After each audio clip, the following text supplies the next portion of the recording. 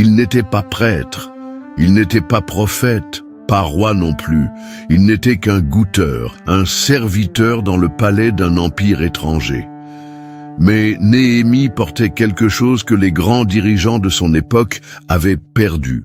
Un cœur brisé pour une ville en ruine. Jérusalem était détruite, mais il y avait quelque chose de plus brisé que ces murailles. La foi du peuple, la justice oubliée, l'identité déchiquetée. Et entre des coupes de vin et des salles royales, Dieu a choisi Néhémie pour une mission qui n'était pas seulement de reconstruction, mais de confrontation. Que vit Néhémie en revenant à Jérusalem? Quelles alliances dangereuses se cachèrent dans le temple? Et que dut-il sacrifier pour maintenir la vérité debout entre les pierres tombées? Il existe une phrase qui a traversé les générations. « Je fais une grande œuvre et je ne peux descendre ». Mais que signifiait réellement cette déclaration? Pourquoi, lorsque Néhémie la prononça, le monde spirituel trembla-t-il? Accompagnez ce voyage et découvrez l'histoire jamais racontée de Néhémie, le goûteur qui osa affronter roi, prêtre et ennemis cachés, et éleva plus que des murs. Il leva tout un peuple avec des larmes, du courage et un secret qui sera révélé aujourd'hui. Accompagnez cette aventure et découvrez l'histoire jamais racontée de Néhémie, les chansons qui a osé défier des rois, des prêtres et des ennemis cachés, et il a construit plus que des murs. Il a levé tout un peuple avec des larmes, du courage et un secret qui sera révélé aujourd'hui. Néhémie n'était ni roi, ni prêtre, ni guerrier. C'était simplement un homme ordinaire, né loin de la terre promise, fils d'une génération marquée par l'exil. Il a grandi en écoutant des histoires d'un passé glorieux, mais entouré de la froide réalité de la soumission à l'empire perse. Son nom n'avait pas de poids à Jérusalem, mais il portait honneur parmi les siens, même s'il n'était qu'un échanson. Travailler comme échanson du roi Artaxerxès signifiait vivre dans l'ombre du trône. C'était un poste de confiance, car il servait la boisson du roi, la goûtant avant chaque gorgée pour que le monarque ne soit pas empoisonné. C'était aussi un poste de silence. Néhémie savait écouter, observer, servir et se taire. Ses pieds glissaient sur des couloirs de marbre et des tapisseries dorées, mais son cœur se dirigeait vers un endroit qu'il n'avait jamais vu de ses propres yeux, Jérusalem. Son frère Hanani est arrivé d'un voyage. Ses yeux étaient lourds, son visage sombre. Néhémie l'a reconnu de loin et a couru à sa rencontre. « Hanani, tu es revenu, qu'as-tu vu? Comment va notre terre ?» Hanani l'a embrassé, mais mit du temps à parler. Quand enfin il libéra sa voix, elle était chargée de tristesse. Jérusalem est en ruine, Néhémie. Les murs ont été abattus, les portes brûlées, et le peuple est dans une grande misère et humiliation. Ces mots tombèrent sur Néhémie comme des pierres sur la poitrine. Il ne répondit pas immédiatement. Il prit une profonde inspiration, marcha jusqu'à sa chambre, s'assit par terre et pleura. Il pleura comme quelqu'un qui perd un être cher, comme quelqu'un qui ressent la culpabilité de ne pas être là. Et il pleura pendant des jours. Néhémie jeûna.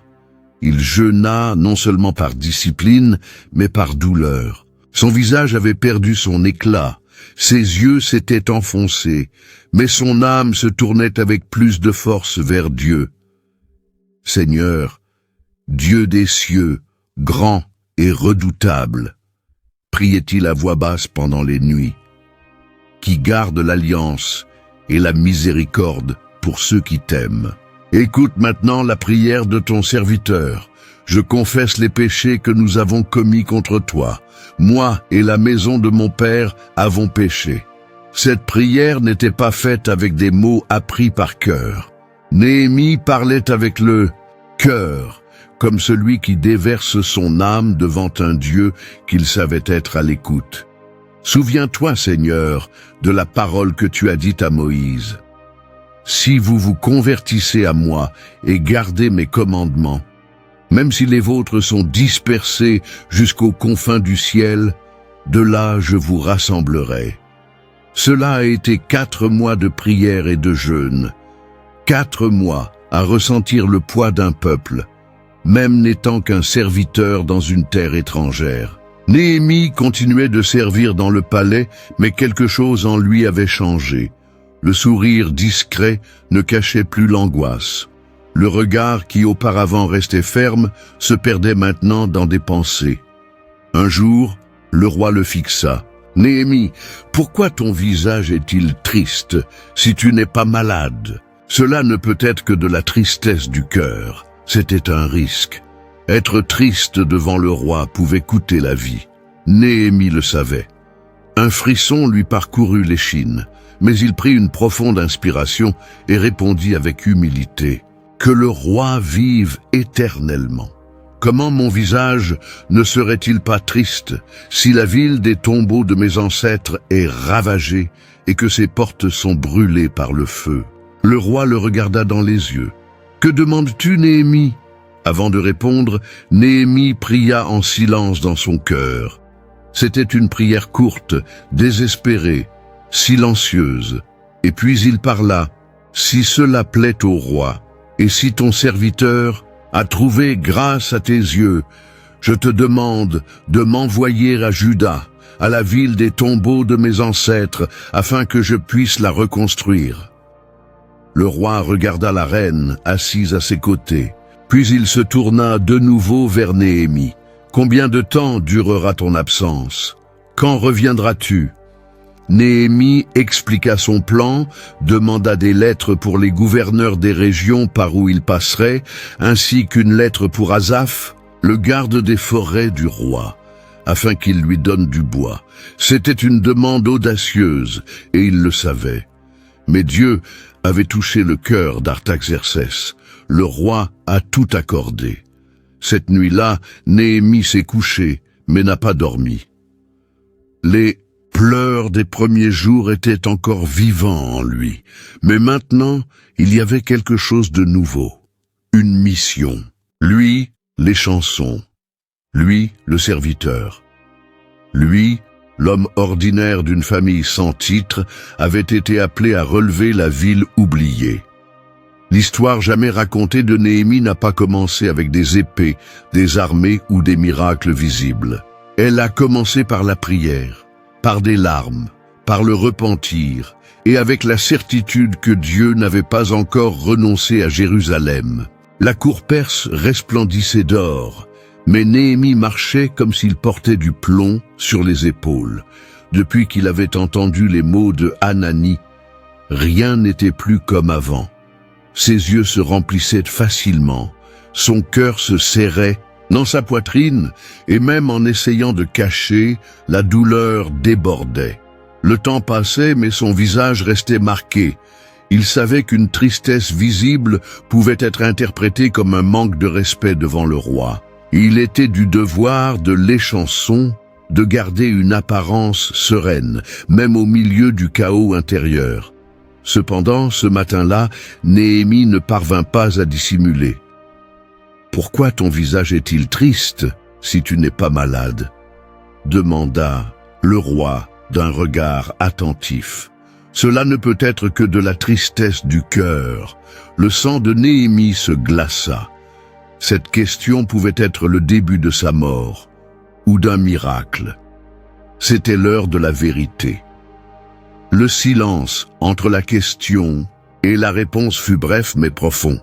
« Que le roi vive pour toujours », dit Néhémie d'une voix ferme, bien que ses genoux tremblent. « Mob, comment mon visage ne serait-il pas triste si la ville des sépulcres de mes parents est dévastée et ses portes ont été consumées par le feu ?» Le roi le regarda pendant un instant qui parut une éternité. Il y avait de la curiosité, mais aussi quelque chose de plus, une étrange compassion. « Que me demandes-tu, Néhémie ?» Le cœur du serviteur battait la chamade. Avant d'ouvrir la bouche, Néhémie leva une prière silencieuse. Il n'y avait pas de temps pour de longs discours. C'était le genre de cri que seul le ciel entend. Si cela plaît au roi, répondit-il, les yeux maintenant fixés sur le sol. Et si ton serviteur a trouvé grâce à tes yeux, je te demande de m'envoyer en Juda, à la ville des sépulcres de mes ancêtres, afin que je la reconstruise. La reine, assise à côté du trône, se tourna doucement vers Artaxerxès.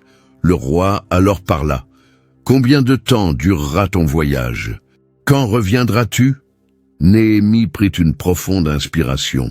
Ce n'était pas une simple question de protocole, c'était une porte qui s'ouvrait. « Je propose un temps raisonnable, mon Seigneur, » dit-il. « Mais au-delà de cela, si possible, je demande également des lettres pour les gouverneurs des régions par lesquelles je passerai, afin qu'ils me laissent aller jusqu'à Juda. Et, si le roi le permet, une lettre à Asaph, le garde des forêts, pour qu'il me fournisse du bois, et pour les portes du temple, les murs de la ville et la maison où je vais habiter. C'était une demande audacieuse. Néhémie ne voulait pas seulement partir, il voulait partir avec autorité, protection et ressources. Mais il savait que ce n'était ni sa position, ni son audace qui ferait agir ce roi. C'était la main de Dieu. Artaxerxès se recoucha. Il observa Néhémias avec intérêt. « Qu'il en soit fait selon ta demande, » dit-il finalement. La réponse retentit comme un tonnerre dans le cœur du serviteur. Néhémias ne cria pas, ne sourit pas, ne célébra pas. Mais à l'intérieur, un tremblement de gratitude et de crainte se mouvait. Le Dieu qui écoute les prières avait touché le cœur d'un roi païen. Cette même semaine, Néhémias commença les préparatifs. Les lettres furent scellées avec le sceau royal. Les ressources furent libérées. Une petite armée fut désignée pour l'escorter. Lui, le goûteur, marchait désormais comme envoyé du roi. Avant de partir, Néhémias se retira un moment. Il alla dans son coin secret et s'agenouilla. « Seigneur, ta main est sur moi. Je ne serai rien sans toi. Si le roi a dit oui, c'est parce que le Seigneur l'a dit d'abord. Sois avec moi, car je sais que le chemin ne sera pas facile. » Dans le silence de cette pièce, il n'y avait ni chœur, ni trompette, ni témoin. Mais le ciel vit un simple serviteur devenir leader. Et Jérusalem, encore en ruine, commençait à respirer une nouvelle espérance. Le voyage serait long, les dangers réels et les défis nombreux. Mais Néhémias partit avec le cœur décidé. Il ne savait pas encore ce qui l'attendait parmi les décombres, mais il savait qu'il avait appelé. L'histoire jamais racontée de Néhémias commençait à prendre forme. Maintenant, ce n'était plus seulement un cri, c'était une mission. Mais la permission du roi serait-elle suffisante pour reconstruire une ville tombée? Le soleil n'était pas encore levé lorsque Néhémie quitta la capitale de l'Empire. Le chemin qui s'étendait devant lui n'était pas seulement une route entre les terres, mais une séparation entre l'ancienne vie et la mission qu'il portait maintenant. Les chansons, qui jadis servaient en silence dans l'ombre du trône, partaient maintenant avec une escorte royale, des lettres d'autorité et le poids d'un appel divin. Il portait avec lui plus que des parchemins. Il emportait de l'espoir, il emportait la nostalgie, il emportait aussi la peur, mais par-dessus tout, il emportait la foi. Jérusalem n'était pas seulement une destination géographique, c'était un point spirituel où son obéissance rencontrerait le dessein de Dieu. Les jours étaient longs et épuisants, les nuits froides. Les soldats qui l'accompagnaient gardaient une distance respectueuse. Ils savaient que cet homme n'était pas un général, ni quelqu'un habitué aux champs de bataille. Mais il y avait en lui quelque chose qui imposait le respect. Un calme qui semblait porter une autorité. Néhémie parlait peu, mais quand il priait en silence, C'était comme si même les animaux de la caravane s'arrêtaient pour écouter. « Tout est en ordre pour les provisions ?»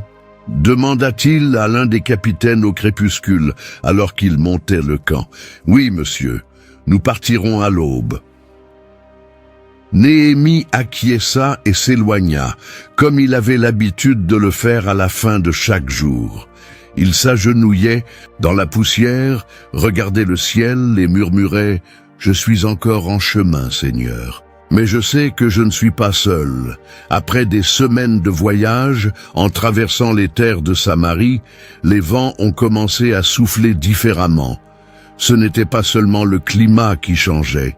L'opposition était proche. 2 hommes observaient la scène à distance. Sanballat, l'Horonite, et Tobias, l'Ammonite, n'étaient pas du tout contents de voir l'escorte s'approcher de Jérusalem. Et encore moins quand ils ont su qui était l'homme à la tête de la délégation. Un Juif venant avec l'autorité perse, murmura Sanballat avec mépris. Et il veut encore reconstruire la ville? Tobias rit, mais ses yeux témoignaient d'inquiétude. Cela va compromettre nos plans. Nous devons agir avant que les travaux ne commencent. Néhémie ne le savait, pas encore. Mais son nom causait déjà du trouble parmi ceux qui profitaient de la misère de Jérusalem. Quand il arriva enfin dans la ville, Néhémie descendit de sa monture et resta immobile pendant quelques instants. Ce que ses yeux voyaient était pire que ce qu'il avait imaginé. Les murs étaient détruits, les pierres éparpillées, comme si Dieu lui-même avait poussé un soupir sur elles. Les portes étaient brûlées, l'odeur de l'abandon imprégnait l'air. « Jérusalem, murmura-t-il, les yeux embués. Mon âme te reconnaît, même sans jamais avoir foulé ton sol. Il n'a pas convoqué de réunion, n'a pas fait de discours, n'a pas crié d'ordre. Pendant les 3 premiers jours, il est resté silencieux. Il observait, priait, ressentait. Pendant la journée, il marchait parmi les décombres. La nuit, il sortait avec quelques hommes et examinait seul les dégâts les plus profonds. Monté sur un animal, il parcourut la porte de la vallée, le réservoir du dragon et la porte des décombres. À certains endroits, les débris étaient si nombreux que même l'animal ne pouvait pas passer. Néhémie descendait, s'agenouillait dans la poussière et touchait les pierres. Chaque pierre avait une histoire, chaque fissure, un souvenir. « Seigneur, disait-il en caressant les restes de la muraille, ce mur est tombé à cause de nos péchés. Mais si tu es avec moi, il se relèvera par ta promesse. » Le matin du 4e jour, Néhémie appela les anciens, les travailleurs, les lévites, les artisans, et parla d'une voix claire et ferme. « Vous voyez la misère dans laquelle nous sommes. Jérusalem est dévastée, et ses portes sont brûlées par le feu. Venez donc et reconstruisons le mur de Jérusalem, afin que nous ne soyons plus une honte. » Il y eut un silence. Beaucoup se regardèrent, incertains. La ville était dans cet état depuis des décennies. Certains s'étaient déjà habitués à la honte, d'autres avaient peur de tenter à nouveau et d'échouer. Néhémie sortit alors de son manteau les lettres royales et les montra à tous. « La main de Dieu a été bonne envers moi, et le roi Artaxerxès ne m'a pas seulement envoyé, il m'a soutenu avec autorité et ressources. Nous ne sommes pas seuls. » Un murmure se répandit parmi les hommes. La peur commença à céder place au courage. « Levons-nous et construisons !» cria un des travailleurs, levant une houe. D'autres ont suivi son exemple. Les bras se sont levés, les outils ont été aiguisés, l'esprit du peuple s'est enflammé comme une braise au vent. Quelque chose qui semblait impossible a commencé à prendre forme. Mais tous n'étaient pas satisfaits. Sanballat, en entendant que le peuple se préparait à reconstruire, a raillé. « Qu'est-ce que c'est que ce qu'ils font? Vont-ils se rebeller contre le roi ?» Néhémias, sans se laisser abattre, a répondu avec fermeté. « C'est le Dieu des cieux qui nous fera prospérer. Nous, ses serviteurs, nous nous lèverons et nous reconstruirons. Mais vous n'avez aucune part, aucun droit, ni aucune mémoire. à Jérusalem. Ce furent des paroles dites avec foi, mais ils savaient, la guerre ne serait pas seulement avec des pierres et du ciment. Il y aurait de la résistance, de l'opposition, une conspiration. Le peuple était prêt à travailler, mais l'ennemi était aussi prêt à attaquer. Et pourtant, là, parmi la poussière, une nouvelle espérance a commencé à naître. Le soutière se déplaçait désormais parmi les décombres comme un leader, et les cieux l'observaient avec des yeux attentifs. Mais cette route, née de la foi et soutenue par des promesses, résisterait-elle au vent de l'opposition qui se levait déjà à l'horizon? Avant de continuer, nous vous demandons de nous soutenir. Abonnez-vous à la chaîne et laissez votre like pour nous renforcer et continuer à partager ces histoires marquantes de la Bible à davantage de cœurs. Continuons maintenant avec le voyage de foi et de courage de Néhémie, l'homme qui a refusé de descendre. La ville dormait encore lorsque Néhémias sortit par la porte latérale de sa demeure. Le ciel était dégagé et la lune projetait sur Jérusalem une lumière pâle, presque triste. Aucun héros ne l'accompagnait, juste quelques hommes de confiance. Il n'y avait pas de torche, ni de bruit, seulement le son sec des pas sur les pierres lâches et les vents qui murmuraient parmi les décombres. C'était la 3e nuit consécutive qu'il empruntait ce chemin, toujours en silence, toujours en prière. Lors de ses promenades solitaires, Néhémie ne voyait pas seulement des ruines, il voyait des histoires. Ici, peut-être, il y avait une porte d'entrée, murmura-t-il en s'accroupissant devant une structure partiellement brûlée. Combien de familles sont passées par ici? Combien de prières ont été faites de ce côté du mur? Les hommes à ses côtés ne répondaient pas. Ils avaient déjà compris que Néhémie ne parlait pas avec eux pendant ses balades. Il parlait avec la ville et avec Dieu. Grimpant sur les pentes et dans les ruelles, ils passèrent par la porte de la vallée, par le réservoir du dragon, par la porte du tas. Les pierres éparpillées racontaient plus que la destruction physique. C'étaient des marques d'abandon, de promesses brisées, d'un peuple qui un jour fut lumière et qui vit maintenant dans l'ombre. Néhémie s'arrêta devant un tronçon du mur complètement détruit. L'animal qui le portait ne pouvait avancer. Il descendit, marcha parmi les morceaux tombés et s'agenouilla. Ses doigts touchèrent une pierre couverte de poussière et de fissures. « Seigneur, cette pierre est plus qu'une pierre.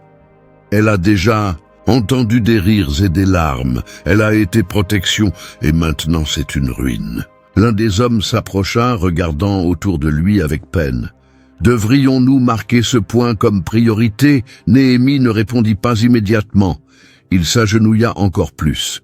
Il appuya son front contre le mur et resta là quelques instants, comme celui qui entend le passé murmurer. « Les murs crient justice !» dit-il enfin, se levant les yeux embués de larmes. « Et cette justice ne viendra pas seulement avec des briques, mais avec du repentir. » À l'aube, le groupe revint. Le peuple se réveillait encore lentement, sans savoir qu'à cette nuit, les fondements de la reconstruction avaient été posés dans le cœur du leader. Néhémie convoqua chaque groupe de résidents. Lévites, prêtres, ouvriers, anciens, chacun avec son histoire et son morceau de Jérusalem détruite. Ils s'assirent en demi-cercle devant lui, attentifs. « La ville est tombée !» commença Néhémie d'une voix ferme. « Mais elle n'est pas détruite. Les murs sont brisés, mais pas la promesse de Dieu. Nous allons reconstruire, et chacun d'entre vous aura un rôle à jouer. » En levant un rouleau de parchemin, il commença à distribuer les responsabilités avec précision. « Vous, fils de Asséna, restaurerez la porte du poisson. Vous, homme de Zatu, travaillerez près de l'ancien mur. Les fils de Mérémoth, près de la maison d'Eliab. » Et ainsi de suite, des noms furent cités, des lieux définis. des responsabilités assumées. Aucun groupe ne resta en dehors. C'était comme si chaque famille était convoquée non pas pour travailler avec les mains, mais avec le cœur. Peu importe si votre part est petite ou grande, déclara Néhémie. Ce qui compte, c'est que nous agissions ensemble, car cette ville est à nous tous et à Dieu. Le peuple écoutait en silence. Dans leurs yeux, quelque chose commençait à changer. Le découragement laissait place à la responsabilité. La honte faisait place à la dignité. Beaucoup baissèrent la tête, d'autres pleurèrent, mais tous savaient quelque chose de différent était en train de se passer. Au milieu de la foule, un jeune homme leva timidement la main. « Néhémie, qu'en est-il de nos ennemis, de ceux qui se moquent de nous, de ceux qui veulent nous voir immobiles ?» Le leader prit une grande inspiration. Il regarda tout le monde et répondit avec fermeté, « Nous allons nous lever, et ils verront.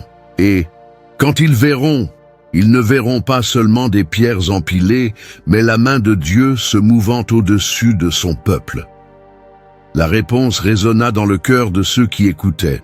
C'était plus qu'une promesse, c'était un appel. Chacun sortit de cette rencontre portant non seulement des outils, mais un nouveau but. Cet après-midi-là, des marteaux commencèrent à résonner. Des pelles et des houes soulevèrent la poussière là où il n'y avait auparavant que silence. Les premiers signes de reconstruction apparurent à l'horizon. Mais Néhémie, en silence, retourna à l'endroit du mur où il avait été la nuit précédente. Il toucha à nouveau la même pierre fissurée et pria doucement. « Je suis ici, Jérusalem, pour toi et pour celui qui ne t'a jamais abandonné. » Mais pourquoi Néhémie a-t-il pleuré en touchant les murs fissurés de la ville sainte? Pour vous et pour celui qui ne vous a jamais abandonné. Le jour n'était même pas encore complètement éclairci lorsque les premiers travailleurs arrivèrent aux abords de la ville.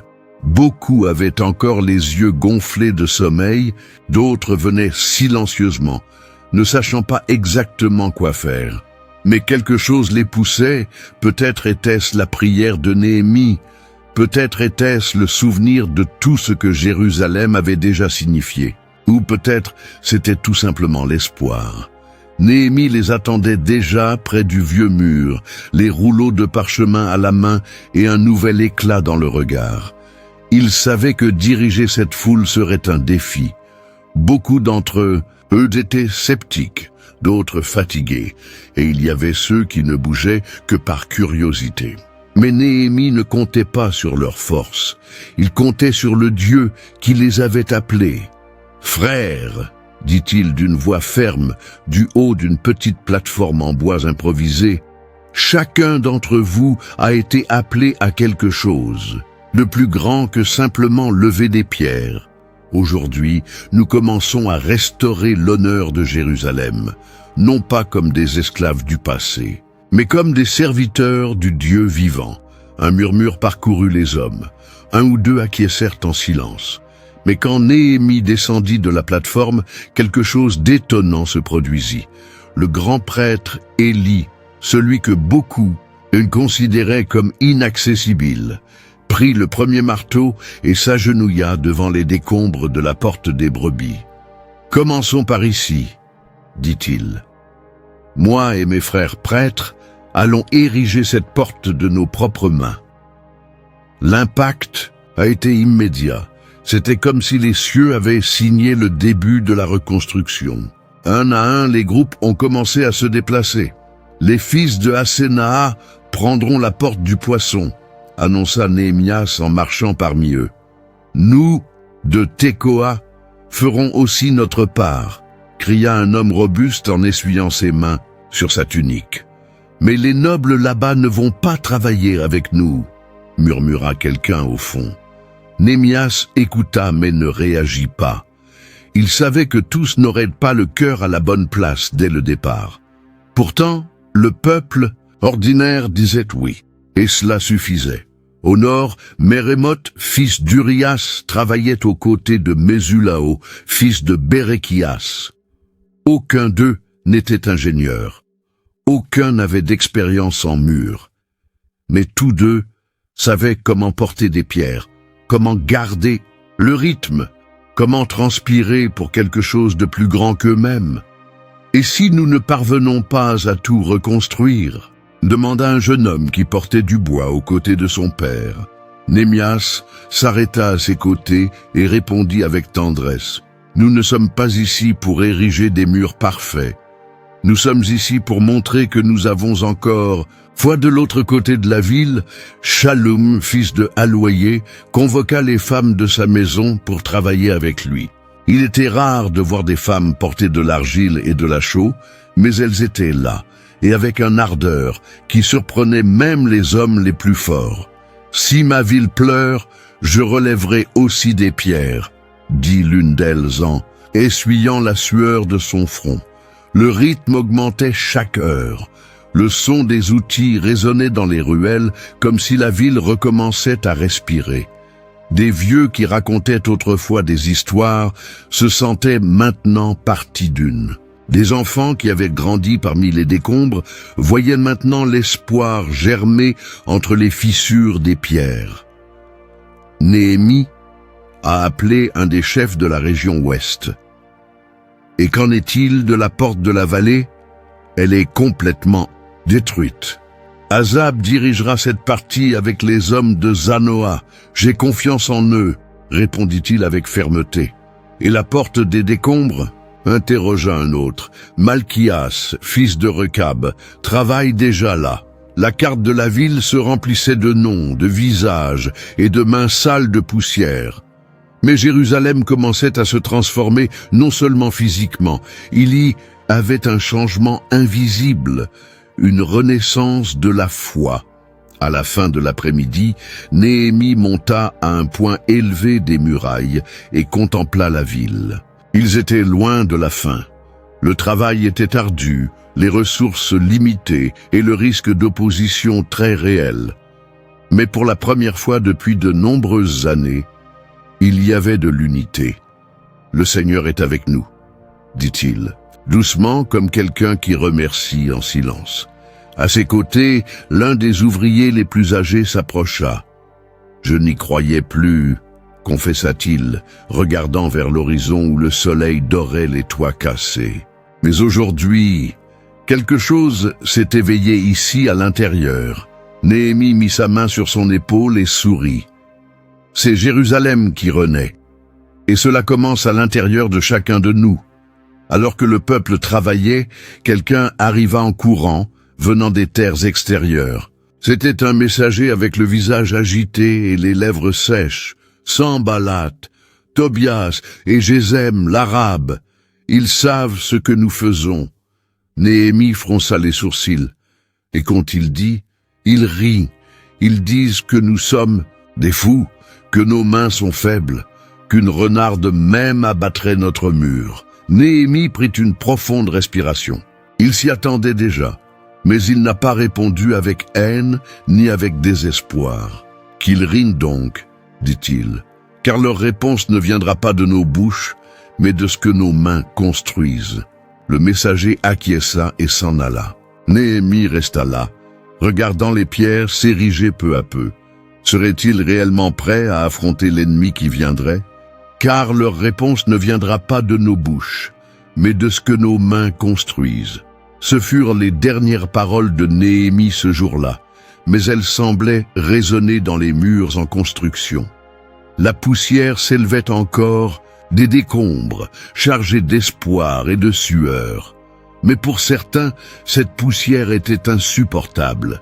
Sanballat observait de loin. Ce qui n'était autrefois qu'une rumeur devenait désormais réalité sous ses yeux. La ville, qui avait été une honte pendant tant d'années, commençait à s'élever avec rythme et but. Et cela le dérangeait profondément. Ils sont vraiment en train de reconstruire, dit-il avec mépris, monté sur son cheval, aux abords de Jérusalem. Tobie, l'ammonite, galopait à côté de lui. Ses yeux étaient agités et sa voix était chargée de poison. « Quel mur fragile !» Si un renard monte dessus, il fera tout s'effondrer. Sambala rit, mais le rire était amer. Il percevait quelque chose de plus profond dans ce travail. L'unité, la foi, un peuple qui se relève, et cela l'effrayait. Nous devons les arrêter, avant qu'il ne soit trop tard, murmura-t-il entre ses dents. Alors qu'il se moquait de l'extérieur, Néhémie était au milieu du peuple. Ses mains étaient couvertes de terre, et son visage mouillé de sueur. Il n'ignorait pas les rires venant des collines, mais il refusait de répondre par des mots vides. « Seigneur, écoute ce qu'ils disent » pria-t-il à voix basse. « Ils se moquent de toi, pas de nous. Que leurs paroles retombent sur leur propre tête, et nous continuerons à bâtir. » La réponse de Néhémie n'était pas militaire, elle était spirituelle. Il n'a pas organisé d'attaque, il s'est agenouillé. Le travail ne s'est pas arrêté. Au contraire, il s'est accéléré. Les murs ont atteint la moitié de leur hauteur. Les portes ont commencé à prendre forme. Mais les ennemis ont cessé de rire. Sanballat a convoqué Tobias, Gesem et d'autres hommes influents des régions environnantes. Ce qui était une moquerie est devenu une stratégie. Ce qui était un sarcasme est devenu une conspiration.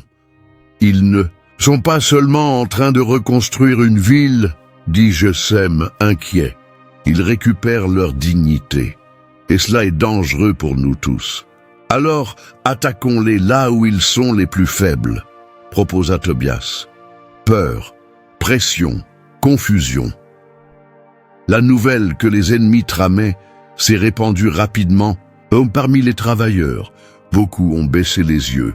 Les mains qui portèrent des pierres ont commencé à trembler. « Vont-ils venir la nuit » murmurait-il. « Vont-ils attaquer quand nous serons distraits » Néhémias aperçut le climat d'incertitude et a rassemblé tout le monde autour d'un des segments du mur. « Écoutez attentivement, » dit-il d'une voix ferme. « Ils veulent nous arrêter par la peur. Ils veulent nous vaincre avant même de se battre, mais nous ne reculerons pas. »« Et si jamais ils viennent ?» demanda un homme avec une expression abattue. « Alors, nous serons prêts, » répondit Néhémias. « À partir de maintenant, la moitié d'entre vous travaille. L'autre moitié veille, avec des lances, des boucliers et des arcs. Les ordres ont été donnés avec précision. Les jeunes ont commencé à monter la garde, tandis que les plus âgés portèrent des pierres. Les travailleurs ont appris à porter une pelle d'une main et une épée de l'autre. Et chaque famille a construit près de sa maison, comme si elle protégeait plus que des murs. Elle protégeait un héritage. Néhémie avait mis en place un système d'alerte. Un homme avec une trompette se tenait à ses côtés, prêt à sonner l'alarme au moindre signe de danger. « Où que vous entendiez le son de la trompette, » déclara Néhémie, « courez là-bas, notre Dieu se battra pour nous. » Les nuits redevenaient longues, mais maintenant pleines de vigilance. Les yeux étaient attentifs, les cœurs allumés. Personne ne dormait vêtu comme avant. Beaucoup dormaient avec l'épée à côté du lit. D'autres ne dormaient même pas. « Tu penses vraiment qu'ils vont nous attaquer ?» demanda un jeune soldat. « Je sais que l'ennemi n'aime pas être ignoré, » répondit l'un des plus âgés. Et maintenant, nous le défions sans dire un mot. Néhémie continuait à prier, à surveiller et à marcher parmi le peuple. « Seigneur, ne permets pas que nous recules. Donne-nous du courage et de la force, car nous sommes fatigués. » Mais, déterminé, le son des coups de marteau reprit, rythmique, constant. Mais maintenant, mélangé au son de l'acier, des armes et des prières plus ferventes, le peuple ne reconstruisait pas seulement, il résistait. Les ennemis étaient silencieux maintenant, mais leurs yeux ne cessaient de surveiller. Les rires s'étaient tus. Le rire s'était transformé en silence tendu et le silence en sombre plan. Comment résister lorsque l'ennemi ne rit plus, mais se prépare à attaquer? Mais ses yeux ne cessaient de veiller. Les rires s'éteignirent. Le rire se transforma en un silence tendu, et le silence en plan sombre. Même sans voir une seule attaque, Néhémie savait qu'ils étaient encerclés. C'était le type de guerre qui ne nécessitait pas de lance pour blesser. Il suffisait de la peur. La simple rumeur d'une attaque pouvait paralyser une ville entière. Mais Néhémie ne céda pas. « Continuez le travail », disait-il fermement. « Mais gardez les yeux ouverts. L'ennemi veut nous vaincre par la distraction. » Les ordres changèrent, la stratégie fut ajustée.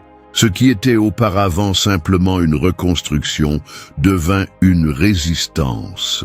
Maintenant, chaque travailleur se divisionnait entre deux tâches, construire et protéger. « Emporte cette épée avec toi », dit l'un des capitaines en remettant une lame à un maçon. « Elle peut peser, mais elle sera nécessaire. » « Je n'ai jamais brandi une épée, » répondit l'homme hésitant. « Moi non plus, jusqu'à ce que ce chantier commence, » répliqua le capitaine. « Mais maintenant, nous sommes tous des gardiens. » C'était une scène improbable, des charpentiers avec des boucliers, des maçons avec des lances, des hommes simples en tunique brandissant des armes avec des mains épaisses par le sable et l'argile. Les murailles ne s'élevaient plus aussi facilement. Chaque maître dressé était accompagné d'un regard attentif vers l'horizon, d'une prière silencieuse et de doigts fermes sur le manche de l'arme. Néhémie a organisé le peuple en équipes. La moitié travaillait avec des outils, tandis que l'autre moitié surveillait les alentours avec des armures. Dans chaque section du mur, il y avait un responsable pour maintenir les hommes alertes et motivés. « S'ils nous attaquent maintenant, nous sommes prêts », disait l'un des sentinelles, les yeux fixés au loin. « Prêts à combattre ?» demanda un jeune homme, la peur dans la voix. « Non », répondit le sentinelle, « prêts à faire confiance. » Néhémie avait un homme avec une trompette à ses côtés, jour et nuit. « Si vous entendez le signal, » répétait-il souvent, « courez vers moi. Là où la bataille sera la plus intense, nous serons tous. » La confiance entre le peuple grandissait, non pas parce que la peur avait disparu, mais parce que la foi était devenue plus forte. Ils apprenaient à travailler d'une main et à combattre de l'autre, apprenant à équilibrer la fatigue du corps avec la force de l'esprit. « Je ne sais pas combien de temps je peux maintenir ce rythme », dit l'un des ouvriers, s'appuyant brièvement contre un tas de pierres. « Et qui a dit que nous faisons cela par notre propre force ?» répondit son compagnon. « Si nous étions seuls, nous serions déjà tombés. » Néhémie parcourait la muraille, passant parmi les familles, encourageant les fatigués, étreignant les blessés, priant avec les plus fragiles. « Souvenez-vous du Seigneur, » disait-il avec conviction, « grand et redoutable. Battez-vous pour vos frères, pour vos filles, pour vos maisons et pour le nom de Dieu. » Il y avait des pleurs entre les murs, mais il y avait aussi des chants. Il y avait de la peur, mais aussi du courage. Et surtout, il y avait un but. La nuit, personne ne se déshabillait de ses vêtements de guerre, même pas pour dormir. Certains s'étendaient sur des manteaux rugueux avec l'épée à côté. D'autres s'endormaient simplement debout, appuyés contre des murs qui n'étaient pas encore prêts. Néhémie ne dormait pas. Non pas qu'il ne fût pas épuisé, il l'était, mais parce qu'il sentait que le moment était sacré. « Seigneur, priait-il en marchant entre les chemins de pierre, ne nous laisse pas nous décourager. Apprends-nous à lutter sans perdre la foi et à travailler sans perdre de vue notre objectif. » Dans le silence de l'aube, le bruit d'une pelle tombée résonnait comme un signal d'alerte. Tout bruit inhabituel faisait que les hommes se redressaient soudainement, avec des lances prêtes et des yeux enflammés. Mais c'était presque toujours juste le vent, ou une pierre lâche, ou la tension qui pesait plus que l'acier. Malgré l'atmosphère tendue, les murs avançaient. Chaque jour, ils se renforçaient. Et à chaque mètre élevé, les cœurs se redressaient aussi. « Regarde ça !» commenta une femme en montrant l'un des tronçons les plus avancés. Je n'aurais jamais pensé voir Jérusalem debout à nouveau. Elle est debout, répondit Néhémie, apparaissant à leur côté, parce que vous avez décidé de vous battre, parce que vous avez dit oui même avec peur. Elle sourit, essuyant la sueur de son front, épée dans une main, brique dans l'autre. Qui l'aurait cru? Néhémie regarda l'horizon. Le soleil se levait timidement, comme s'il respectait aussi l'effort du peuple. « L'ennemi est encore dehors, dit-il, plus pour lui-même que pour les autres. Mais ici, à l'intérieur, Dieu est avec nous. » Aussi improbable que cela puisse paraître, Jérusalem revivait. Pas seulement en pierre, mais en courage, en prière, en unité. Mais jusqu'à quand pourrait-il se battre et construire en même temps? Le soleil venait à peine de se coucher lorsque Néhémie remarqua que le plus grand ennemi ne venait pas toujours de l'extérieur. Les yeux de Jérusalem étaient tournés vers les collines, surveillant les menaces extérieures, mais une fissure invisible apparaissait entre les murs eux-mêmes, et elle venait de l'intérieur.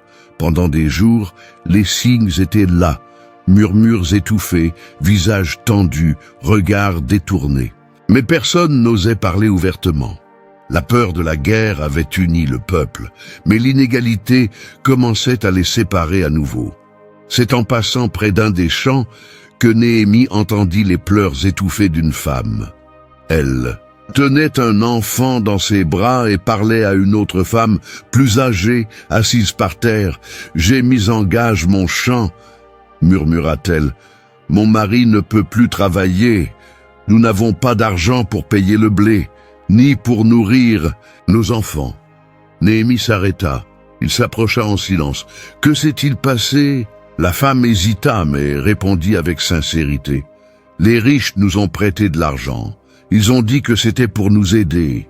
Mais maintenant, ils exigent même nos enfants comme paiement.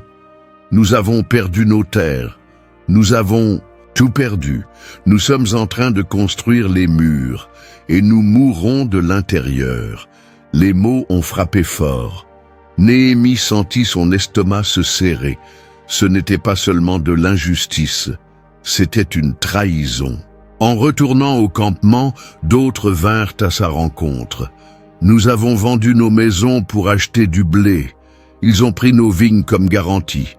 Nous payons des intérêts à nos propres frères. » Le peuple qui empilait pierre sur pierre pour la restauration de la ville était écrasé par ceux qui auraient dû être ses compagnons de lutte. Le cri ne venait plus des guetteurs, il venait des misérables. Néhémie n'a pas crié, mais son silence était comme une tempête sur le point d'éclater. Le lendemain matin, il convoqua une grande assemblée. Tous furent appelés, des prêtres aux nobles et magistrats. Le peuple se rassembla en cercle comme la première fois, mais maintenant les regards étaient différents. Il y avait de la honte et de l'indignation dans l'air. Néhémie s'avança. Devant eux, le visage dur, sans détour. « Est-ce que vous vous faites de l'usure les uns sur les autres? Est-ce que vous vendez vos frères comme s'ils étaient des marchandises? Pendant que nous luttons contre les ennemis dehors, vous détruisez le cœur de la ville ici même ?» Personne ne répondit. Néhémie continua. « Moi-même, avec mes hommes, j'ai prêté de l'argent et du blé à beaucoup d'entre vous, et je n'ai rien demandé en retour. Et vous, vous exigez des intérêts, vous prenez des maisons, vous menacez des familles. » Néhémie tenta d'argumenter l'un des nobles. « Ah ben c'était juste une manière d'assurer le paiement. »« Paiement ?» interrompit Néhémie. « Et le prix de la dignité et la valeur d'un frère ?» Le peuple qui jusque-là était en silence commença à murmurer. Certains commencèrent à pleurer, d'autres baissèrent la tête. « Rendre. Donc aujourd'hui même, les champs, les vignes, les oliveraies et les maisons que vous avez prises, ordonna Néhémie d'une voix ferme, et ne demandez plus d'intérêts à vos frères. » L'un des chefs, enrougi, se leva lentement. « Nous ferons comme tu l'as dit. » nous rendrons tout, et nous ne demanderons plus rien. » Néhémie regarda dans les yeux de tous. Il étendit le manteau et secoua le repli devant la foule. « Que Dieu chasse de sa maison tout homme qui ne tiendra pas cette promesse, dit-il, et qu'il soit expulsé et vidé. » Et tout le peuple répondit d'une seule voix, « Amen ». L'atmosphère a changé. Ce qui a commencé comme une dénonciation s'est terminé par une restitution. Beaucoup sont sortis de cette rencontre et ont immédiatement cherché les pauvres pour rendre ce qu'ils avaient pris. C'était comme si le bruit des outils sur les murs avait été remplacé un instant par celui de la justice rétablie. Néhémie a tout consigné, non par vanité mais par crainte, et ce même jour, il a pris une autre décision. Bien qu'il eut le droit de vivre en tant que gouverneur, avec nourriture, impôts et honneur, il a refusé. « Je ne prendrai rien du peuple », déclara-t-il, « ni maintenant, ni plus tard, car cette œuvre est à nous tous. Et aucun fardeau ne sera imposé à ceux qui portent déjà trop. » Les serviteurs de Néhémie ont également renoncé à des privilèges. La maison où ils logeaient est devenue refuge et table pour beaucoup. Parfois, ils nourrissaient plus de 150 personnes, parmi les Juifs, les étrangers et les travailleurs modestes, avec ce qu'il fournissait lui-même. « Pourquoi fais-tu cela ?» demanda un scribe un jour. « Personne ne s'attendait à cela de ta part. » Néhémie répondit avec un sourire fatigué, « Parce que je crains le Seigneur, et parce que je veux qu'il se souvienne de moi, non pas pour ce que j'ai construit, mais pour ce que j'ai négligé. Cette nuit-là, les pauvres dormaient le cœur plus léger, les riches avec la conscience plus lourde. Et Jérusalem, elle respirait d'une autre manière. Mais que reste-t-il d'un peuple qui reconstruit des murs, mais brise des frères? Ah, les riches, avec la conscience plus lourde. Et Jérusalem, elle respirait d'une autre manière. Mais Néhémie savait. Rendre des chants ne guérissait pas des blessures plus profondes. Corriger des injustices était nécessaire, mais il y avait quelque chose de encore plus grand qui devait être restauré, l'alliance avec Dieu. Le peuple avait recommencé à travailler de ses mains, mais son cœur devait encore revenir devant le Seigneur. Des jours de silence passèrent. Le son des marteaux avait diminué. Les murs croissaient avec fermeté, mais Néhémie remarquait que beaucoup étaient encore confus intérieurement. Ils avaient bâti, résisté et restitué, mais il y avait un vide au milieu de l'âme du peuple. Il était temps de revenir. Au principe, c'est alors que Néhémie appela Esdras, le scribe. « Il est temps d'apporter la parole », dit-il avec un regard sérieux. « Il ne suffit pas de soulever des pierres, nous devons élever la vérité. Que le peuple entende la loi, avec les oreilles et avec le cœur. » Le premier jour du 7e mois, une grande assemblée fut convoquée. Des hommes, des femmes et même des enfants en âge de comprendre se réunirent sur la place devant la porte des eaux. Esdras monta sur une chaire en bois élevée au-dessus du peuple et ouvrit le livre de la loi de Moïse devant tous. Lorsque le livre fut ouvert, le peuple se leva. « Béni soit le Seigneur, le grand Dieu !» proclama Esdras, et tous répondirent « Amen, Amen !» Des mains se levèrent, des visages s'inclinèrent. Et ainsi, pendant des heures, le peuple écouta la lecture de la loi, tandis que les Lévites expliquaient chaque mot afin que tous comprennent. À mesure que les mots étaient lus, les visages changeaient. Certains commencèrent à pleurer. D'autres tremblaient.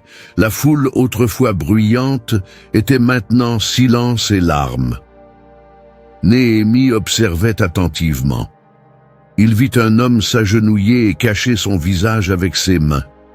Il vit une femme et pleurer en tenant son enfant. Il vit des enfants demandant à leurs parents pourquoi cela faisait si mal, et les parents ne sachant que répondre. « Ne pleurez pas », dit Néhémie en montant parmi eux. Ce jour est saint pour le Seigneur votre Dieu. La joie du Seigneur est votre force. » Esdras acquiesça et compléta. « Allez, mangez des viandes grasses, buvez des boissons sucrées et partagez avec ceux qui n'ont rien préparé.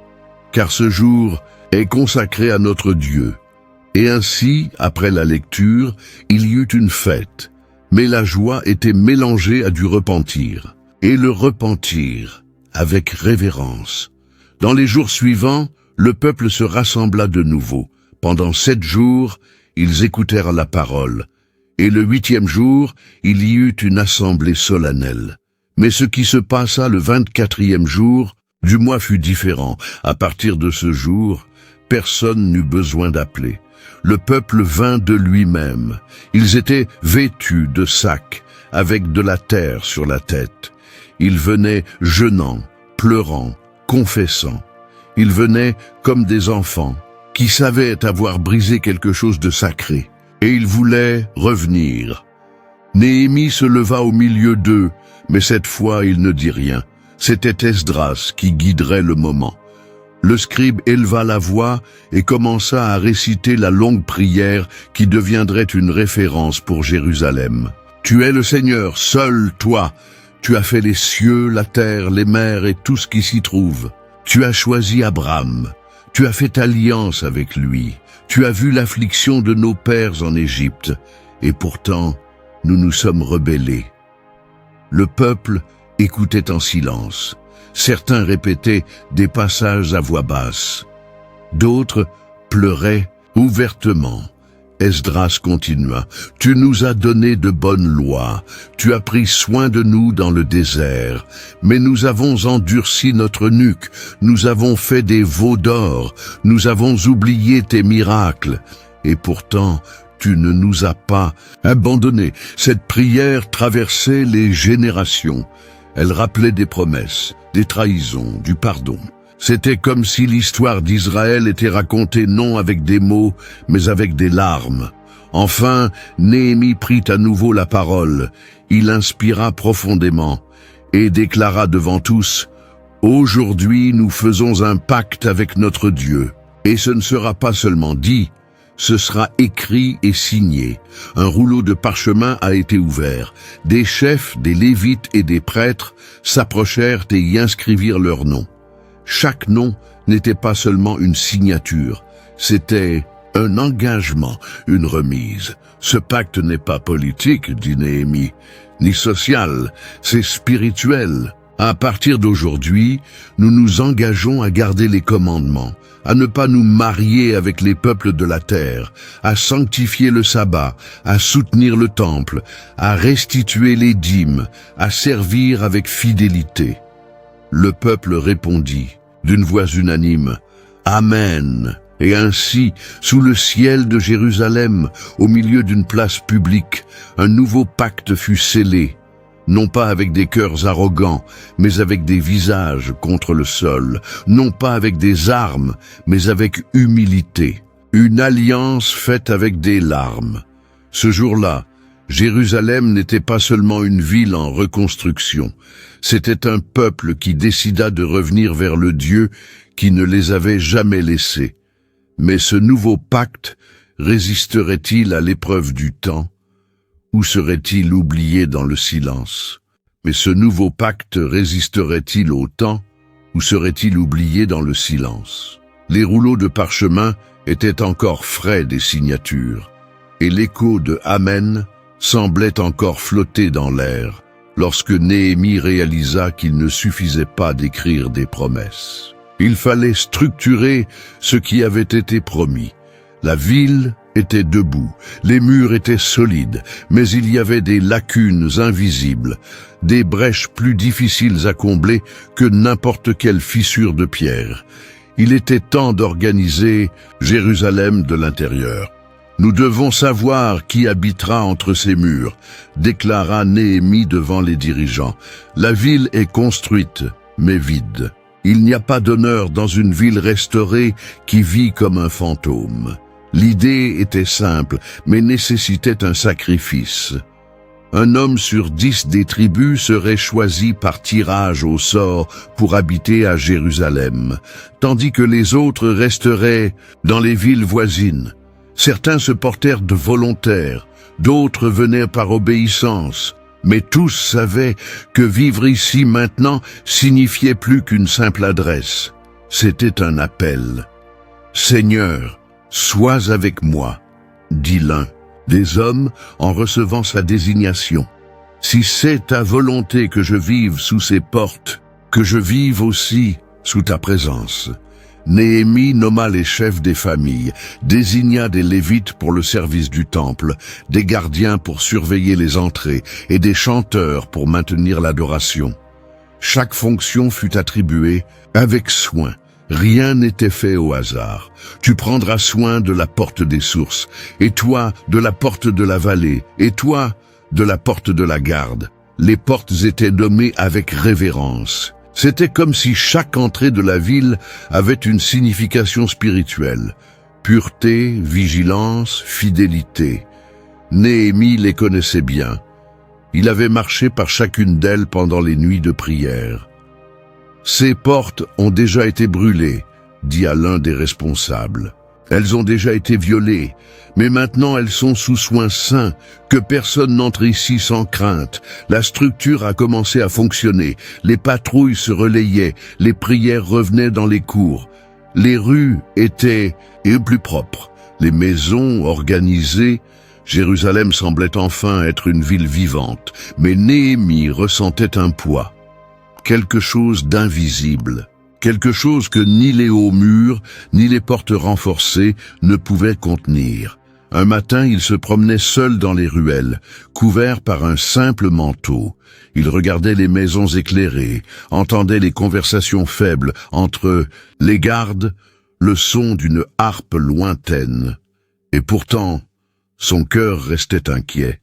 « Tout le monde est là où il devrait être », murmura-t-il. Mais tout le monde est-il comme il devrait être? L'alliance avait été faite, le temple restauré, la ville repeuplée.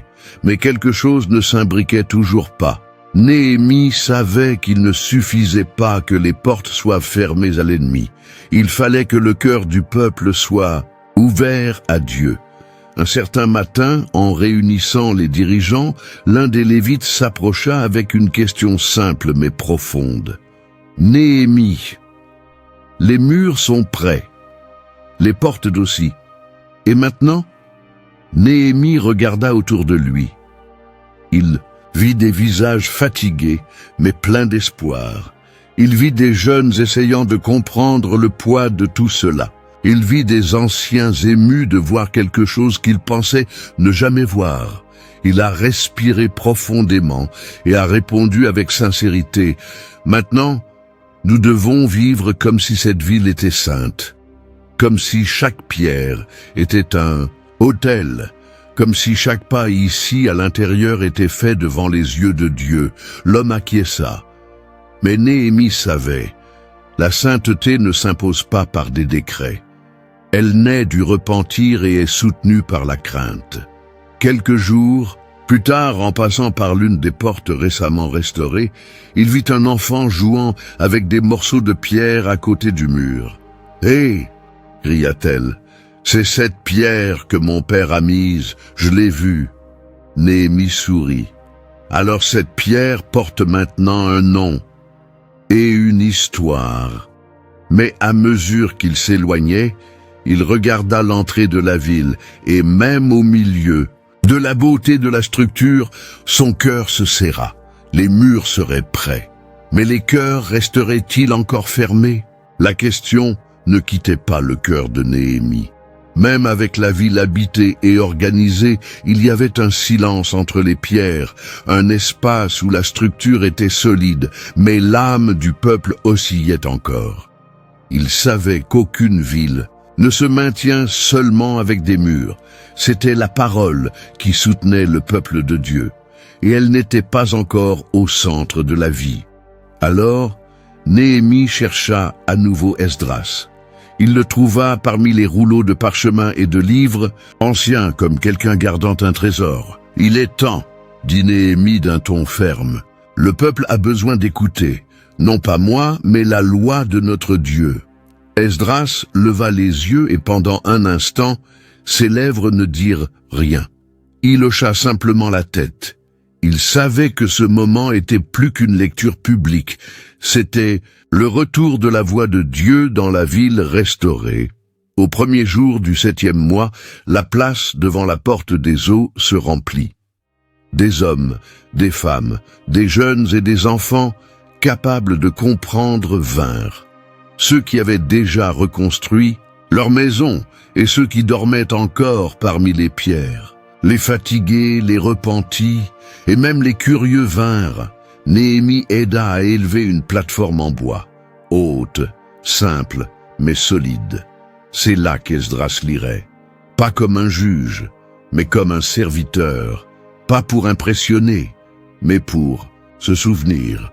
Lorsque le livre sera ouvert, tenez-vous debout, conseilla Néhémie aux Lévites. Voici le livre de la loi, pas un ancien manuscrit. C'est la voix vivante de notre Dieu. Lorsqu'Esdras ouvrit le livre, la foule se leva comme un seul corps. Ce fut un mouvement naturel, respectueux, comme si l'air lui-même avait changé. « Béni soit le Seigneur, le grand Dieu », proclama Esdras, élevant la voix. « Amen, Amen », répondit le peuple, levant les mains et inclinant le visage jusqu'au sol. Et alors, la lecture commença.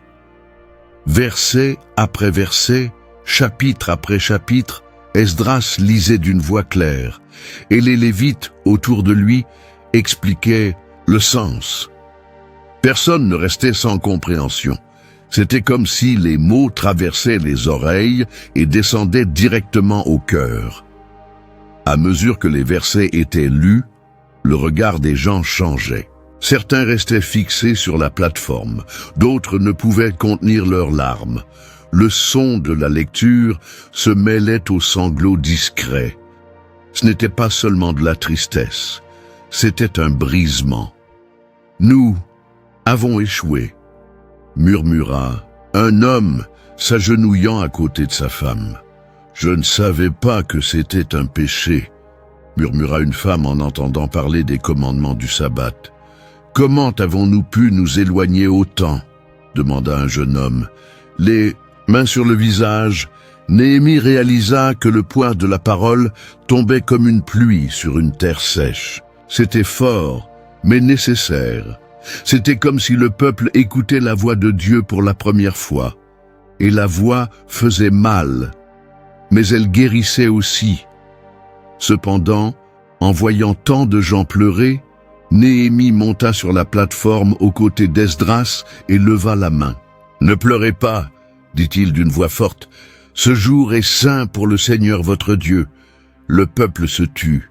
Esdras arrêta la lecture. « La joie du Seigneur est votre force, » continua Néhémie. « Allez maintenant, mangez bien, buvez avec joie, et partagez avec ceux qui n'ont rien préparé, car aujourd'hui nous revenons à entendre notre Dieu. » La foule, encore les yeux rouges, commença à sourire timidement.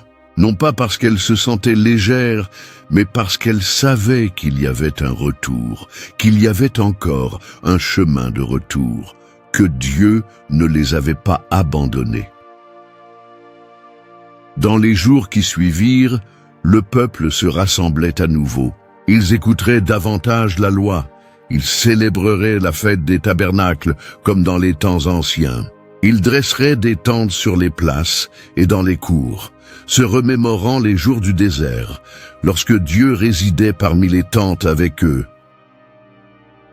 Et là, au milieu des feuilles d'olivier, de myrte et de palmier, les familles chantaient des psaumes, racontaient des histoires et recommençaient à rêver. La ville, maintenant, n'était pas seulement des murs et des maisons. C'était une adoration. Néhémie, assis sous une tente improvisée, observait en silence. « Seigneur, pria-t-il les yeux tournés vers le ciel, nous avons ouvert les portes, nous avons élevé les murs, mais maintenant, nous ouvrons le cœur. Que ta parole ne se taise jamais entre nous, mais l'émotion serait-elle suffisante pour produire un changement durable? La foule restait là, debout. Certains assis par terre, d'autres à genoux, les yeux embués. La poussière de la place se mêlait au poids d'une histoire que le peuple ne pouvait plus ignorer. Le rouleau était encore ouvert. Les mots de l'Alliance, résonnant en chacun comme une plaie exposée, mais qui commençait enfin à cicatriser. « Nous sommes des serviteurs », continua Esdras, la voix étranglée. « Et dans cette terre que tu as donnée à nos pères, pour en manger le fruit et le bien, voilà que nous sommes serviteurs en elle. » Personne n'osait interrompre. C'était comme si chaque verset lu était une clé ouvrant une porte verrouillée depuis longtemps. C'était vrai ce qu'il disait. Jérusalem était debout, oui. Mais ils se sentaient encore comme des exilés chez eux. Néhémie observait le visage des gens. Beaucoup pleuraient sans émettre de son. D'autres murmuraient des prières simples, demandant pardon. Et certains se contentaient de rester là, en silence, comme s'ils ne voulaient pas perdre ce moment. Et sa production se multiplie pour les rois que tu as établis sur nous à cause de nos péchés, lut Esdras. Et ils dominent sur nos corps et sur nos troupeaux selon leur volonté. Et nous sommes dans une grande détresse. À ce moment-là, un des Lévites ferma les yeux, leva les mains vers le ciel et dit « Mais aujourd'hui, nous sommes ici, en vie, et cela est déjà de la miséricorde. » À la fin de la lecture, Néhémie descendit de la plateforme et resta au milieu du peuple. Il ressentait aussi une âme lourde, non par culpabilité personnelle, mais parce qu'il portait le poids collectif. Il savait que ce moment de repentance était profond, mais il savait aussi que beaucoup de ceux qui pleuraient maintenant avaient déjà pleuré auparavant et étaient ensuite retombés. Peut-être à cause de cela, au lieu de simplement conclure la prière, Néhémie fit un pas en avant et parla. « Si nous reconnaissons ce que nous avons commis, nous devons choisir ce que nous ferons à partir de maintenant. Il ne sert à rien de plier les genoux aujourd'hui et de se relever demain pour marcher sur le même chemin tordu. Dieu nous donne une nouvelle chance. Honorons cela. » Un des leaders de la communauté a fait un pas en avant et d'une voix tremblante a dit « Nous sommes prêts, Néhémie, scellons cet engagement, pas seulement avec des mots, mais avec des actions. Écrivons donc, a répondu Néhémie, pour que cela soit devant nos yeux, pour que nos familles sachent, pour que les générations futures n'oublient pas. Un rouleau de parchemin a été préparé. Un scribe s'est positionné avec de l'encre et une plume à la main.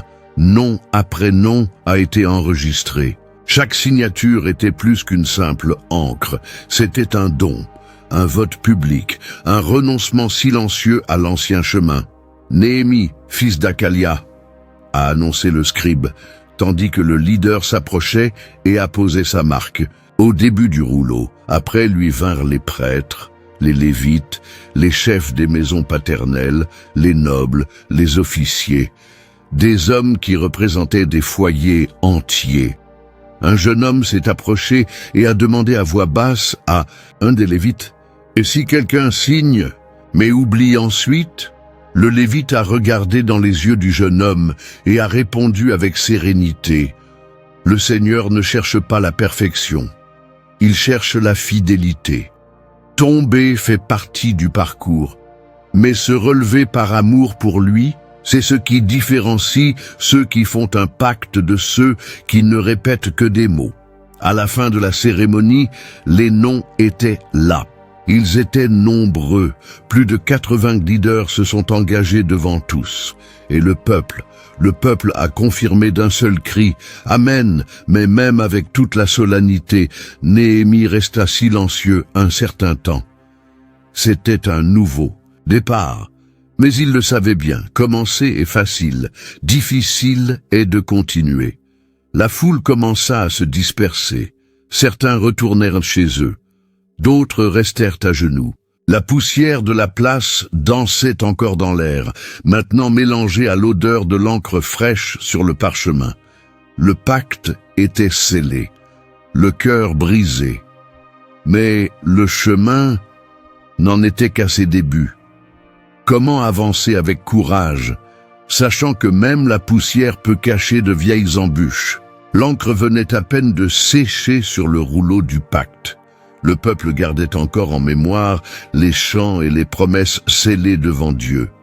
Mais Néhémie, pour un bref moment, dut retourner à la cour du roi Artaxerxès. C'était le devoir qu'il appelait de retour en Perse, non par désir, mais par responsabilité. Durant son absence, les murs restèrent debout. Les portes continuèrent à fonctionner. Les registres étaient encore affichés dans les maisons. Mais loin des yeux de Néhémie, les fissures commencèrent à réapparaître, non pas dans les pierres, mais dans le cœur. Certaines alliances qui avaient été défaites dans les larmes commencèrent à être renouées en secret. La parole qui avait été proclamée avec passion était maintenant récitée à la hâte, ou simplement oubliée. Et entre les couloirs du temple, ce même temple restauré avec tant d'efforts, commencèrent à circuler des voix qui n'appartenaient pas à l'autel. Néhémie est revenu. Le chemin du retour était silencieux. Il espérait retrouver le peuple dans l'obéissance, en communion, en persévérance. Mais il ne fallut que quelques pas dans la ville pour réaliser que quelque chose n'allait pas. « Où est Eliashib, le prêtre ?» demanda-t-il à l'un des Lévites à l'entrée du temple. « Il est occupé, » répondit l'homme, déconcerté. Il accorde une attention particulière à un visiteur, Tobias. Néhémie s'arrêta. Tobias? Son cœur se glaça. Il courut vers le temple, entra dans les couloirs avec des pas fermes et sans attendre d'explication. En arrivant dans l'une des chambres saintes, il s'arrêta devant la scène qu'il ne voulait pas croire. Là où auparavant étaient entreposées les offrandes, l'encens, l'huile, les ustensiles consacrés. Il y avait maintenant des meubles ordinaires, des tapis, de la vaisselle, des accommodations privées. Qui a permis cela ? Cria Néhémie. Qui a osé amener l'ennemi dans la maison de Dieu? Eliashib, et parent de Tobias, répondit un lévite d'une voix tremblante. Puis il a cédé l'espace par faveur. Le sang monta au visage de Néhémie, mais ce n'était pas une colère d'orgueil, c'était de la douleur de voir tout ce qui avait été restauré être à nouveau corrompu. Et si rapidement, sans rien attendre de plus, Néhémie entra dans la chambre et commença à jeter dehors tout ce qui appartenait à Tobie. Il renversa des ustensiles, tira les meubles, vida les étagères. Et quand il eut terminé, il ordonna « Purifiez cet endroit. Maintenant, la fumée de l'encens consacré remplit à nouveau l'espace. » Mais l'odeur que Néhémie ressentait était celle de la trahison. Et il savait, ce n'était que le début. Il marcha dans les rues et découvrit davantage. Les Lévites avaient abandonné leur poste. Le peuple avait cessé de donner les dîmes. Les chanteurs et les portiers, sans ressources, étaient retournés à leurs chants. « Pourquoi la maison de Dieu a-t-elle été oubliée ?» demanda Néhémie d'une voix émue. Il convoqua les dirigeants, rétablit les tournées, réorganisa les dépôts et ramena les Lévites. Non avec autoritarisme, mais avec autorité spirituelle. Je ne suis pas venu reconstruire des pierres. Je suis venu restaurer l'alliance. Mais les dérives ne s'arrêtaient pas là. Néhémie découvrit que malgré le pacte scellé, beaucoup travaillaient le samedi. Les portes étaient ouvertes. Des charges étaient apportées de l'extérieur, et même des marchands d'autres nations campaient à la porte de la ville, attendant que la lumière du samedi passe. Cette nuit-là, Néhémie monta jusqu'aux portes de la ville et avec la fermeté que le temps n'avait pas effacée, déclara « Fermez les portes avant le coucher de soleil, et que personne d'autre n'entre jusqu'à la fin du samedi. » Certains commerçants ont tenté d'insister. Ils ont campé 2 ou 3 fois près des murs, mais Néhémie est allé directement les voir. « Si vous revenez ici, je sortirai moi-même contre vous. » Ils ne sont jamais revenus. Dans le cœur de Néhémie, il n'y avait pas de place pour tolérer ce qui avait déjà été vaincu. Mais la douleur était visible. À chaque mesure, il se demandait comment le peuple pouvait tomber si facilement. Et alors est venu le coup le plus dur. Il découvrit que certains des Juifs avaient pris des femmes étrangères, contrairement à ce qu'ils avaient promis. Leurs enfants ne parlaient même pas la langue sainte. Ils grandissaient sans connaître la loi, sans identité, sans crainte. Néhémie déchira ses vêtements. Il réprimanda les hommes. Certains furent expulsés, d'autres disciplinés. « Vous n'avez rien appris ?» disait-il avec des larmes aux yeux. « C'est cela qui a détruit Israël dans le passé. C'est cela qui a éloigné Salomon de Dieu. » Néhémie savait que cela ferait de lui un homme haï par certains. Mais il préférait être détesté pour avoir confronté, plutôt que d'être rappelé comme quelqu'un qui a consenti. Cette nuit-là, seul, il s'agenouilla sur le sol et pria « Souviens-toi de moi, ô mon Dieu, pour le bien. N'efface pas ce que j'ai fait pour ta maison. Ne laisse pas ma dévotion se terminer dans le silence. Vaut-il la peine de se battre pour un peuple qui choisit de tomber à nouveau ?»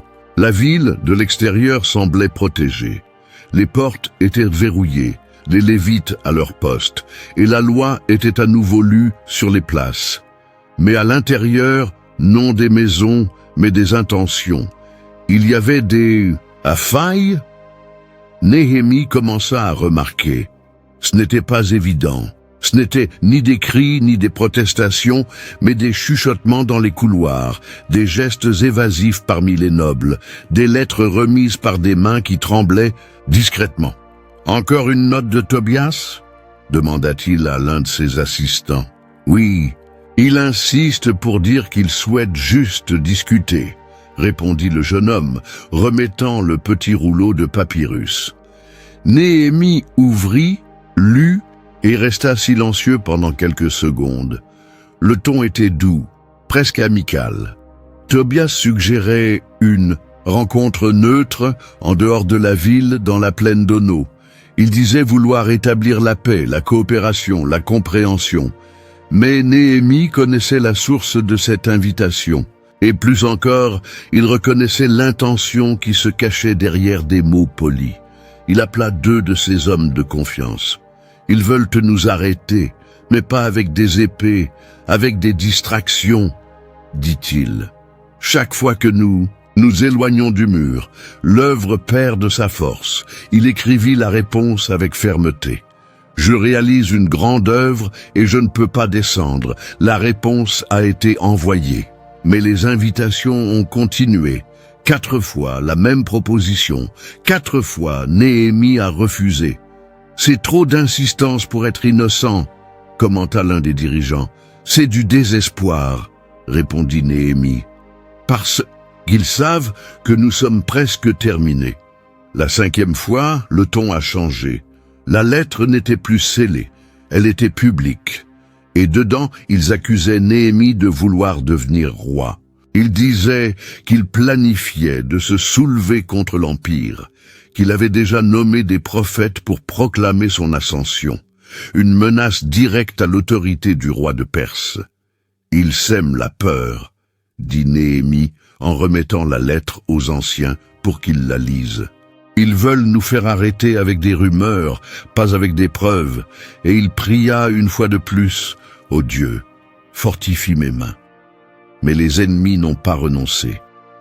Dans le calme de la nuit, Néhémie reçut un message d'un homme nommé Semaïa, quelqu'un qui jusqu'alors semblait fiable. « Ils viennent pour te tuer, Néhémie, » dit-il avec urgence. « Entre dans le temple, cache-toi là, reste derrière les portes. C'est ainsi que ta vie sera épargnée. » Néhémie le regarda pendant quelques secondes. Son cœur battait la chamade, mais il ressentait aussi une étrange lucidité. « Un homme comme moi fuirait, répondit-il. J'entrerais dans le temple et me cacherais comme si j'étais innocent de quelque chose ? Non, si je dois mourir aujourd'hui, alors je mourrai debout, à faire ce pourquoi j'ai été appelé. » Semaïa n'insista pas. Et c'est à cet instant précis que Néhémie comprit. Même ceux qui étaient près de lui étaient désormais utilisés comme des outils de peur. « Il a été payé, » murmura Néhémie avec douleur, « corrompu pour me faire peur, pour me faire trébucher dans ma propre foi. Ce qui était autrefois des attaques directes étaient maintenant des pièges subtils, dissimulés derrière des gestes d'amitié, des conseils de prudence, des paroles douces. La plupart du peuple ne s'en rendait même pas compte. Ils pensaient que tout était calme, que l'opposition avait cessé. Mais Néhémie savait que la guerre la plus dangereuse est celle qui se livre dans l'âme. Cette nuit-là, il s'assit au bord du mur, observant l'horizon. Il pensait à chaque lettre reçue, chaque voix déguisée, chaque visage trop souriant. « Jusqu'où va la conspiration ?» se demanda-t-il en silence. « Et combien entendront encore les voix qui chuchotent entre les murs? L'ennemi serait-il plus proche qu'il ne l'imaginait ?» La nuit semblait paisible sur Jérusalem, mais Néhémie savait qu'il y avait de l'agitation dans les coulisses. Il le sentait dans les regards détournés, dans les mots trop doux, dans les pauses longues, entre des phrases qui, auparavant, étaient directes. L'ennemi n'était plus sur les champs, il était dans les lettres, les chuchotements, les invitations bien écrites. Le mur était presque terminé. Il ne manquait que peu de choses. Les portes étaient en place. Les guetteurs se relayaient avec fermeté. La ville était plus protégée que jamais. Mais c'est justement maintenant que les attaques les plus dangereuses surgissaient, non avec des lances, mais avec des distractions.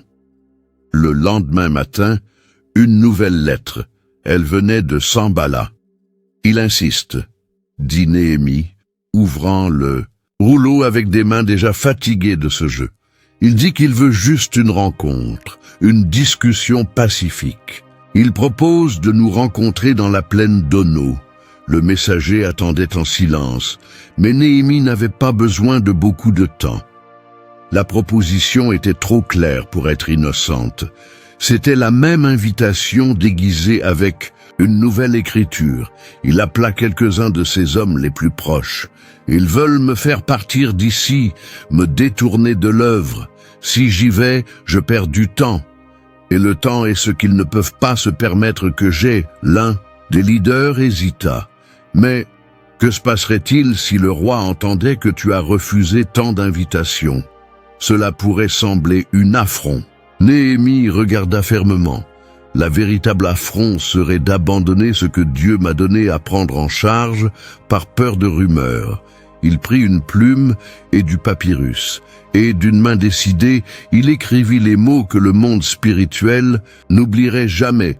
« Je fais une grande œuvre et je ne peux pas descendre. » Il plia la lettre, la scella et la remit. « Que cela soit notre réponse, pas une fois, pas 5 fois, mais chaque fois que l'ennemi tentera de nous distraire. » Les jours suivants furent remplis d'une tension invisible. C'était comme si l'atmosphère autour de Jérusalem était devenue plus dense.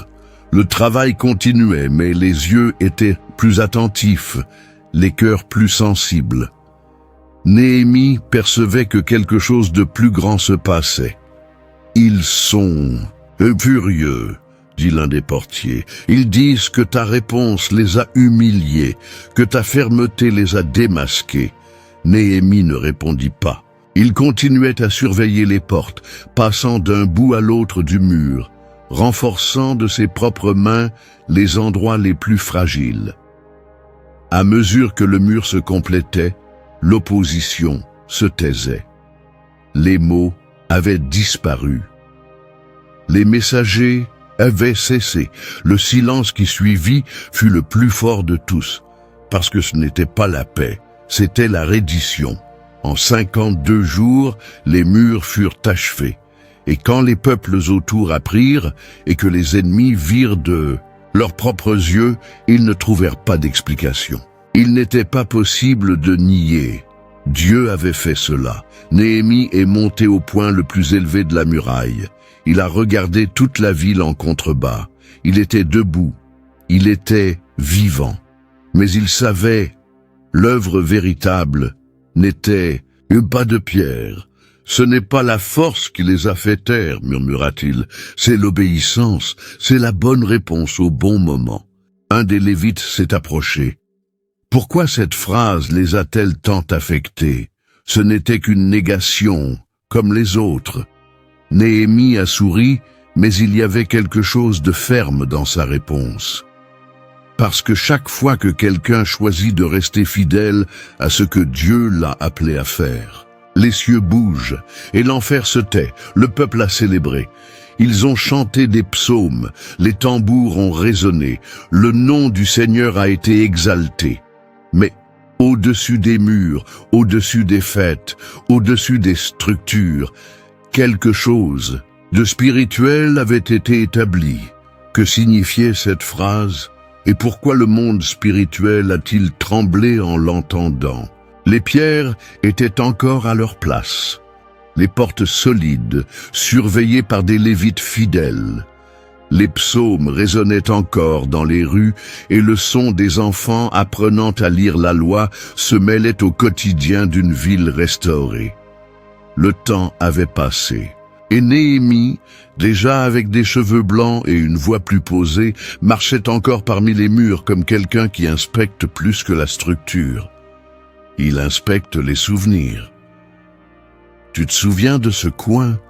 demanda-t-il à un ancien, en pointant vers la partie ouest du mur. « C'est là que nous avons mis les dernières pierres. J'avais moi-même les mains couvertes de chaux. » Le vieil homme sourit. Et moi, je tremblais encore à l'intérieur, pensant que les ennemis pourraient arriver à tout instant.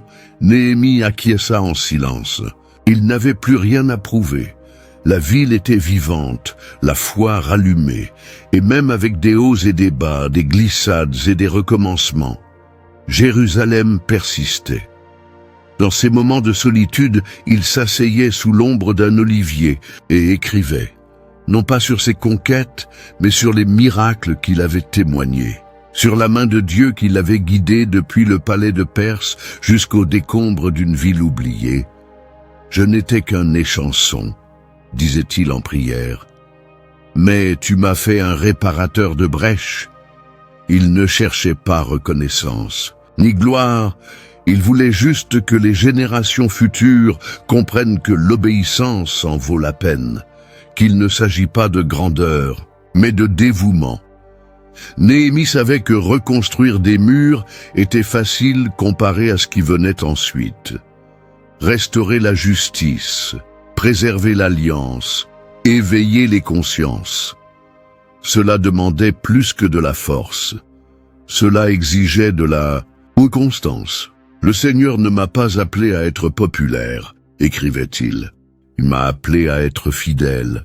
Beaucoup passaient devant lui sans s'en rendre compte. Il le voyait déjà comme un homme âgé, silencieux. Mais peu savaient que cet homme avait affronté des rois et des prêtres, affronté menaces et calomnie, sans jamais abandonner son but. Et chaque fois que quelqu'un demandait quel était son secret, il répétait simplement avec douceur « Je ne suis pas descendu ». Je faisais une grande œuvre. Dans ces derniers jours, Néhémie ne construisait plus de murs, mais il continuait à élever quelque chose qui n'était pas visible. L'espoir. Chaque fois qu'un jeune lisait la loi à haute voix, chaque fois qu'un père priait avec son fils, chaque fois qu'un commerçant fermait ses portes le sabbat, c'était comme si une nouvelle pierre était placée sur le mur invisible qui protège le cœur d'un peuple. Une fois, en passant devant la porte des eaux, un garçon courut vers lui. « Néhémie, Néhémie, dit-il avec des yeux brillants. Est-il vrai que vous avez affronté Tobie et Sanballat et que vous n'aviez pas peur ?» Néhémie se pencha, posa ses mains sur ses genoux et sourit. « Ce n'est pas que je n'avais pas peur, mon fils. C'est que la crainte du Seigneur était plus grande. » Le garçon mordilla ses lèvres, pensif. « Et si un jour cela m'arrivait ?» Néhémias a posé la main sur la poitrine du garçon. « Alors, quand on t'appellera à descendre, souviens-toi de ce que nous avons construit ici. » Et dans ce geste simple, il a transmis plus que des conseils, il a passé le relais. Car Néhémias n'a pas seulement reconstruit des pierres, il a reconstruit un peuple.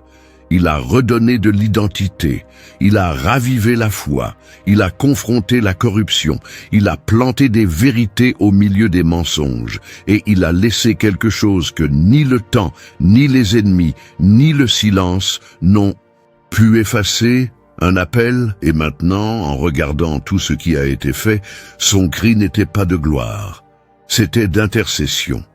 Souviens-toi de moi, ô Dieu, pour le bien. Le rouleau a été fermé, la muraille est restée, et l'écho de sa réponse continue de traverser les générations. Qui se lèvera aujourd'hui pour dire « Je ne peux pas descendre ». Si vous avez aimé cette histoire, d'autres vidéos avec des personnages bibliques tout aussi inspirants apparaîtront sur votre écran. Cliquez pour regarder, abonnez-vous à la chaîne et laissez votre like. Que Dieu vous parle, même au milieu des ruines que vous devez reconstruire.